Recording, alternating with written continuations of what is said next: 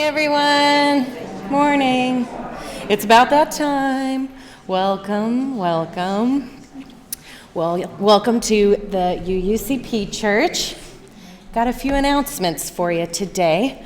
First and foremost, if you are a guest, you are super welcome. We're so happy to have you here. Also, if you've been here a ton of times, we are equally super glad that you're here today. So thank you for coming, for being with us on this beautiful morning. Today, kids are staying with us during the service, so there's no time for all ages because this whole time is for everybody. So, turn to your neighbor, and if you're willing and able to stand, and just say, top of the morning to ya. Top of the morning to ya. That was fun. Top of the morning to you, Mayor Shay.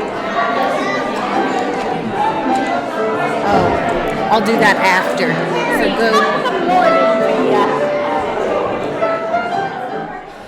Okay, so if y'all want to remain standing, our first song, if you're willing and able, our first opening song is page 51. Page 51. That's Lady of the Seasons Laughter. Oh, and we're being accompanied by Bobby Van Duzen. Yay.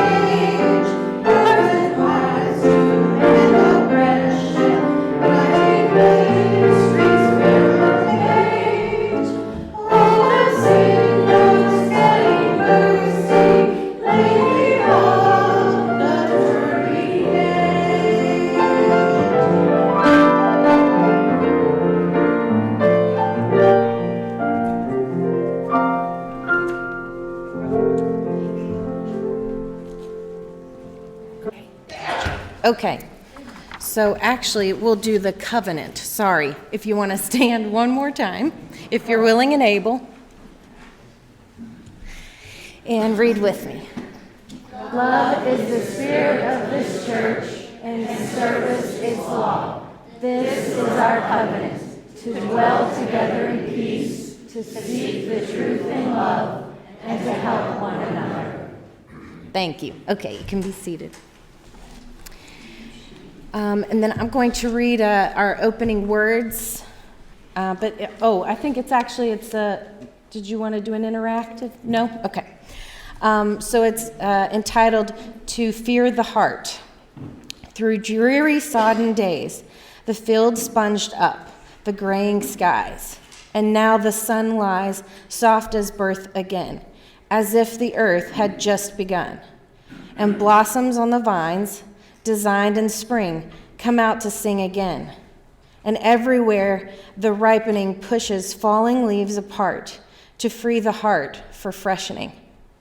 As through the seasons of our years, becoming often waits the nourishment of tears.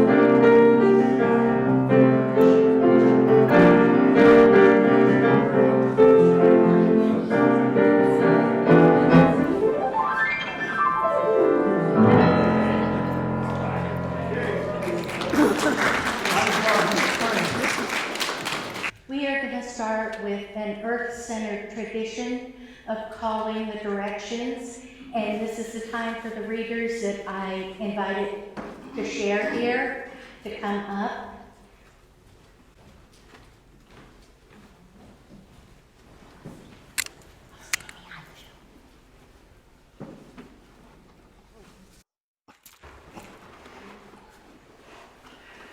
Spirit of the North, Spirit of Earth, of nighttime and winter, be with us in the darkness and the time of gestation.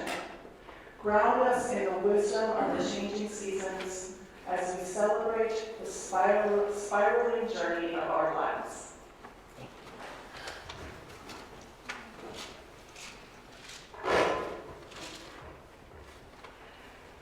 Spirit of the East, Spirit of air, of morning and springtime, be with us as the sun rises, in the times of beginning, times of planting. Inspire us with the fresh breath of courage as we go forth into the new adventures.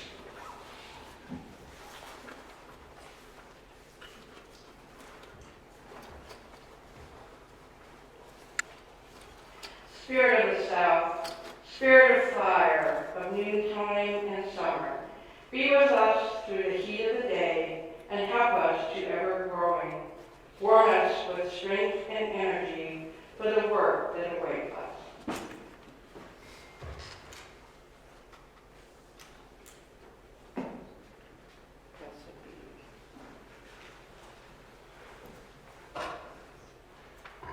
Spirit of the West, spirit of water, of evening and autumn, be with us as the sun sets and help us to enjoy a rich harvest and flow through us with a cooling, healing quietness and bring us peace.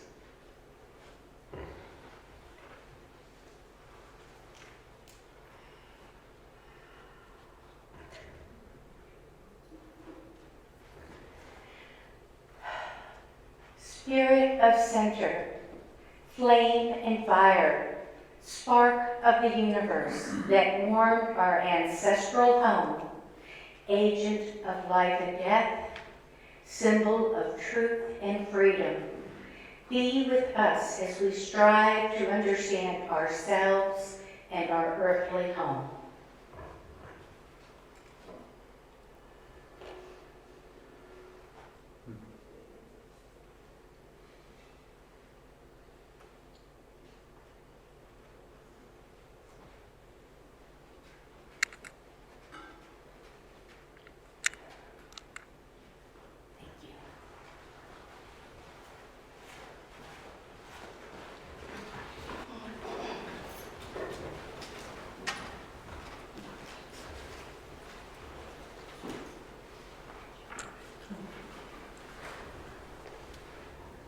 Hello. Oops, are we on this? I'm Penny Featherstone, and my pronouns are she and her. We recognize the turning of the wheel of the year with the solstices in winter and summer, and with the equinoxes in spring and fall. The cross-quarter days between solstices and equinoxes are as important in many Earth-centered faiths. Some call February 2nd Groundhog Day. Halfway in between winter and spring is the day when we really notice that the days are getting longer.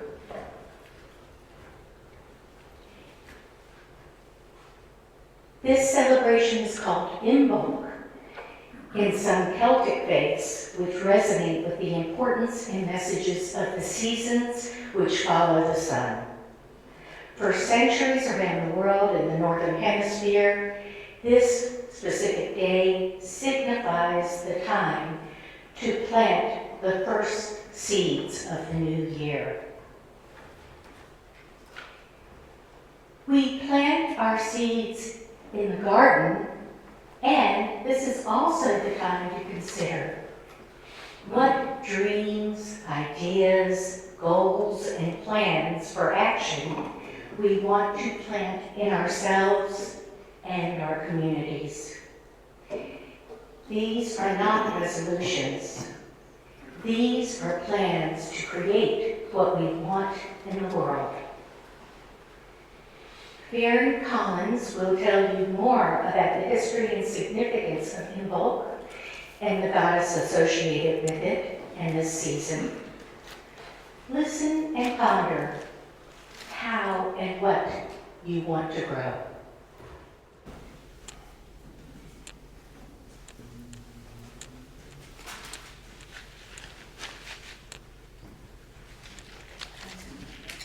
We have some seeds for our younglings.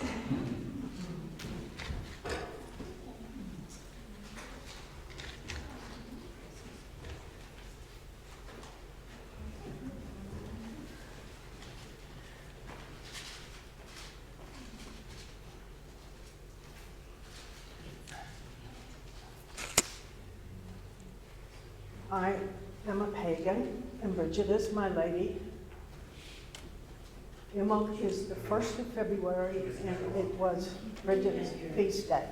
Can we start as we raise that? It's on, just keep talking.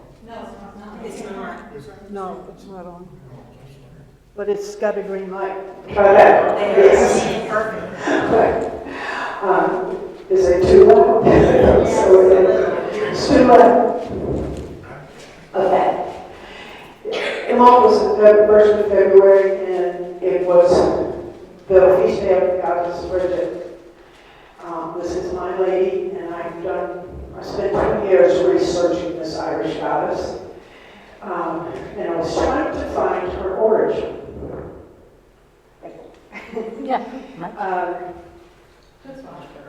My best guess is that her roots lie in Ireland's Middle Stone Age. That's very long ago.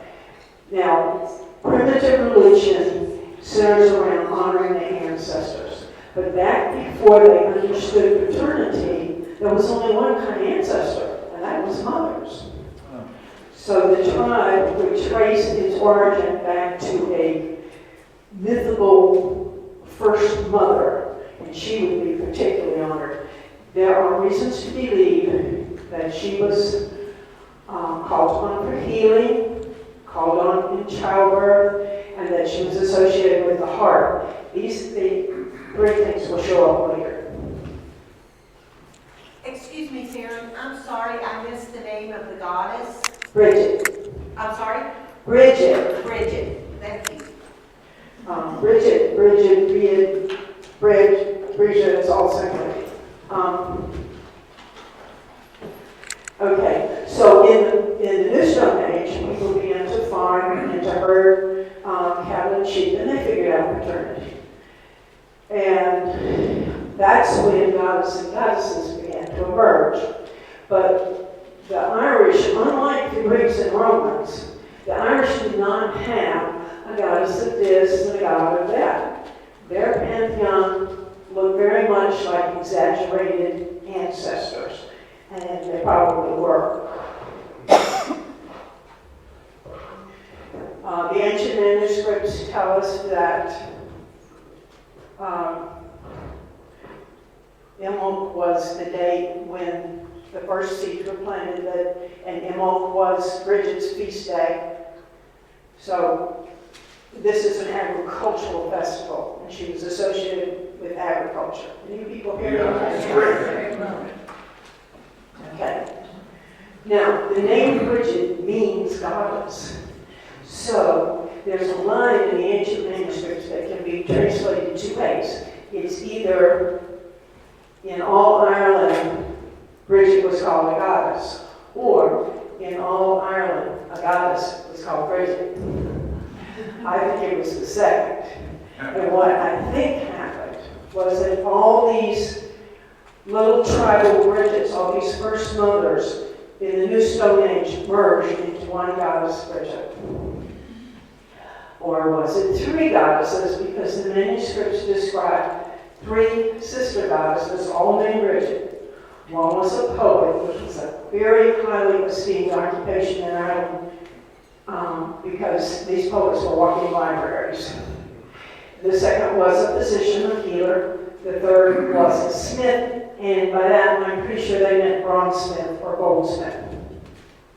So this was a Bronze Age conception superimposed over an agricultural goddess. The manuscripts say that Bridget invented keening, which is wailing for the dead, when her son Ruadon was killed in battle. And that's all they wrote. We have to skip to the 5th century. Christianity came to Ireland, and with it literacy, and there was a 5th century saint named Bridget. She is, in the Irish heart, she is second only to Patrick. She is greatly beloved. Wherever the Irish have immigrated, they have taken the cult of St. Bridget with them. She established in Kildare Ireland's only double monastery, half for men, half for women. And she and her successors held the authority of a bishop, not the office, but the authority, which was most unusual.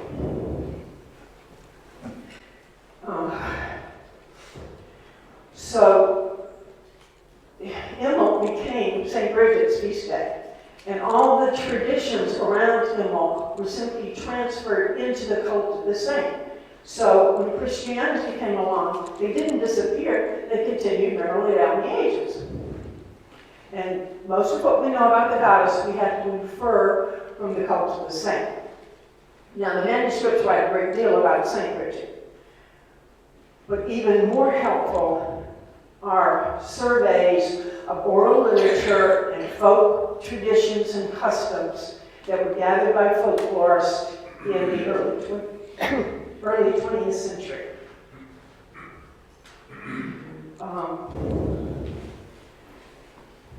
St. Bridget was most of all known for her generosity to the poor. And she's credited with many miracles, especially miracles of healing. And All over Ireland, there are holy wells dedicated to St. Bridget. And these are actually well springs, not dug wells. And people still go to them for healing. All over Ireland, she was called on by women in childbirth.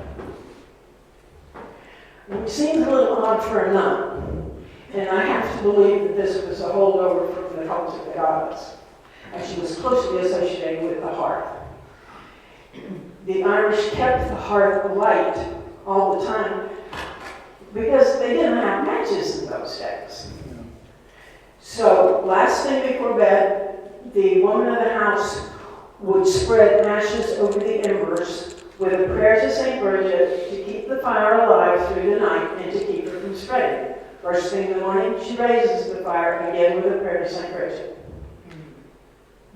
Healing, childbirth, and the heart. Now, the Irish lived in round houses with the hearth in the center, thatched roof with a hole for the smoke. So this wasn't a fireplace, it was an open fire pit. And sparks from the hearth could float up and set the thatched roof on fire. So to prevent this, on St. Bridget's feast day, February 1st, they would make, out of rushes, a Bridget cross. And the folklorists have gathered about a dozen different varieties of these Bridget crosses. And one of them was a Triskel.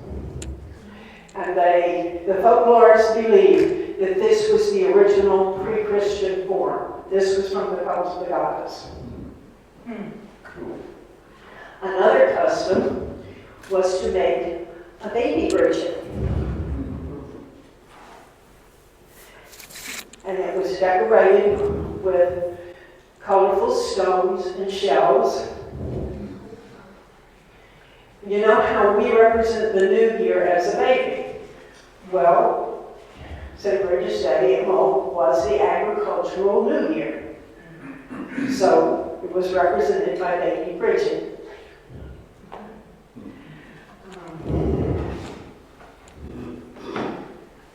Another custom was called the sash of Bridget. Now, the sash, which goes around the body and ties the tunic, because it encircled the body, the sash of the saint was believed to have magical powers. So they would make a rope and fashion it into a loop. And on St. Bridget's Day, they would pass through it for luck in the new year. You know, like Black Eyed Peas. And there were, was their version of Black Eyed Peas. So there were other customs too that I don't have time to go into, because there's one more important thing. St. Bridget and her nuns took turns keeping a perpetual fire. And after her death, the monastery continued the tradition through the centuries, keeping this perpetual fire. Two bishops tried to have it put out because it was pagan. Well, a case can be made that this fire ritually burns the goddess, but there's no direct evidence. But the bishops did not succeed because the abbess of Kildare has the authority of a bishop. Comes in handy. But in the late 12th century, England invaded Ireland, destroyed the monasteries, persecuted the Catholics, drove them out into the west of Ireland. And Ireland did not shake off British rule until 1937. In 1992, Brigadine nuns returned to Kildare, and the next year they relit the perpetual flame. And it still burns in Kildare today. It's a lamp. And the poor nuns were bewildered when all these pagans kept showing up on their doorstep with square faces and playing with everything. But they welcomed us. This is a lady, because with contemporary once again honor the Sagatas. Full circle here. And this is a lady that has been with us in one form or another in an unbroken line for thousands and thousands of years. It's a pretty impressive biography. And I will stay after the service to answer any questions you may have and to share the objects after the service. Okay.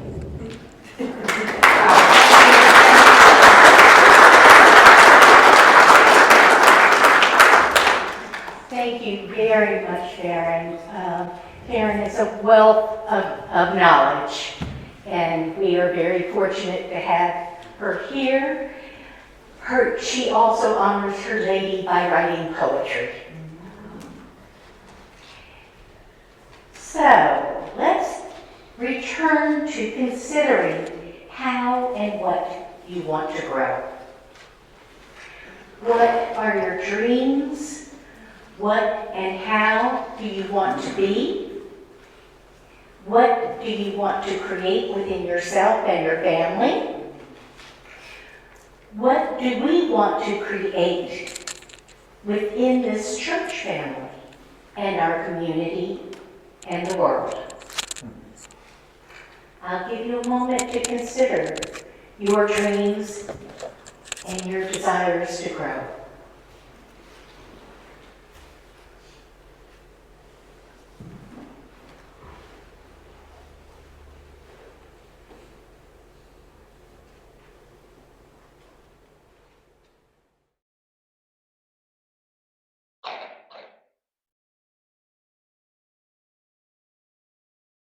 The Unitarian Universalist Church of Pensacola is our home.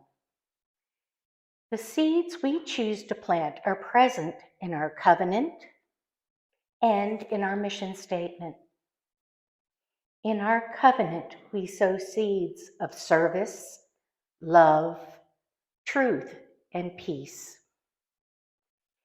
By offering our time, treasure, and talent, as Heather likes to say, and helping one another, seeds of love and peace grow. How do we celebrate diversity, strive for justice, and inspire love? Some ways we celebrate diversity are by being a welcoming congregation and by honoring individuals' pronouns. That is a gift signifying their worth when we honor who they are. We also are involved in the Martin Luther King Jr. Parade, and we also celebrate diversity by being involved in social justice, caring for those in different situations, perhaps, than ourselves, or maybe in the same situations. Examples of our involvement in social justice include our fifth Sunday offerings to support service projects like Desmond's Eagle Scout project, which will really contribute to us as well. He will be cleaning the drives and making the marks so that people know the right way to go and exactly where to park. And we are invited to help him in that process. We also contribute to Man a Food Bank, collect coats and blankets, and necessities for those in need.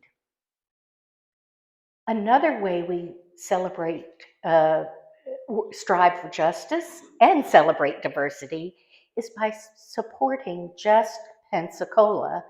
Now, if you are not familiar with Just Pensacola, please ask Paula or me and read your newsletter because there's information in there, I'm sure. And there's a board in the hallway over here with upcoming dates. We support Just Pensacola financially by contributing to it as a church, and also individuals are invited to support it financially. But we also support justice by showing up at the rally on March 27th for Just Pensacola, and the Nehemiah Action in April 24th. Please save these dates. There's another way you can work for justice, and that's by joining the research groups which come up with ways to invite our community leaders to help make a difference in our community. We plant and inspire love by helping one another and creating community. Last Sunday we had a new member recognition, and that is one of the ways we celebrate community. We also had a music festival recently. We're working on circle dinners and had a meeting for that yesterday. We have potlucks and celebrations for the children at Halloween and blood drives. Can you think of any other ways we inspire love here at church or create community? I said manna. Camp out. The camp out, what a great way. Easter. The emergency system we set up here a few years ago, whereby neighborhood people. Oh, the cluster groups. Thank you. I'm going back to stand where I'm supposed to stand and face this way. Cluster groups. So in a time of emergency, we can reach out to one another. There's a captain for each sort of maybe zip code-ish area. It might include more than one zip code. And if there's an emergency, we can reach out to the people in our cluster group. The captain might call and let you know of something that's going on. Thank you very much. Our community minister, Rev Maggie, has fed the unhoused. Feeding the unhoused. And guests at your table during the holiday season. So there are many, many ways that we reach out and make a difference in the community, in our community, and the larger community. So we do a lot around here. We are really planting good seeds, and we are growing. Let us dream and create our future together. Let us continue to celebrate diversity, strive for justice, and inspire love. Let us make our dreams come true. May it be so. This is wheat. Yes, it is. It certainly is. It's not fake.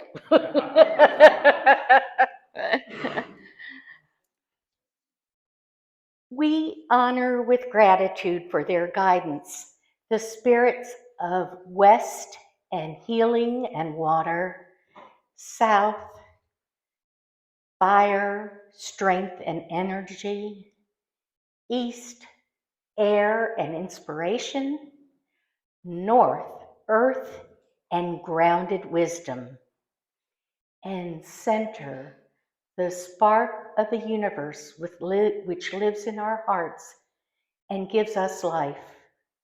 Blessed be.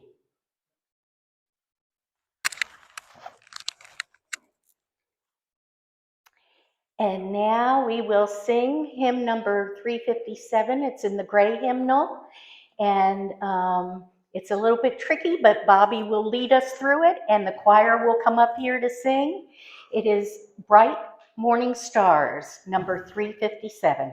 Thank you.